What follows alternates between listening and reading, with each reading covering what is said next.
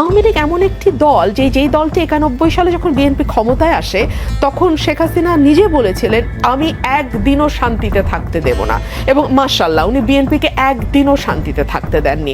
94 সালে সংসদ বর্জন থেকে শুরু করে জামাতকে সঙ্গী করে মাঠের আন্দোলন, মানে উনি বিএনপিকে একদিনও শান্তিতে থাকতে দেননি। তো সেই সময়ের পরিস্থিতির সঙ্গে যদি আপনি আজকে চিন্তা করেন, পরিস্থিতি কিন্তু অনেক বেশি ঘোলাটে হয়েছে, জল কিন্তু অনেক দূর গড়িয়েছে।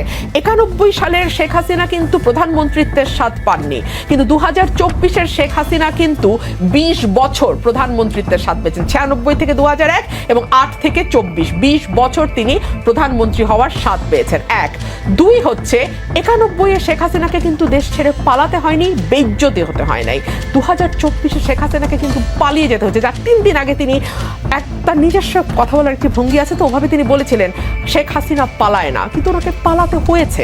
সো এই যে অপমান, দুর্দশা এবং তার অটোমেটিক যেই ট্রমা এবং তার যে বিদ্বেষ এবং জিঘাংসা সেখান থেকে তৈরি হওয়া, সেই সব কিছু মিলিয়ে পরিস্থিতি কিন্তু 91-এর মতো সহজ সরল নাই যে কেবলমাত্র হরতাল দিয়ে শেখ হাসিনা একদিনও শান্তিতে না থাকার মনোবাসনা চরিতার্থ করবেন। এই সময় কিন্তু তিনি আরো অনেক ভয়ঙ্করভাবে আসবেন এবং তিনি তাই করছেন।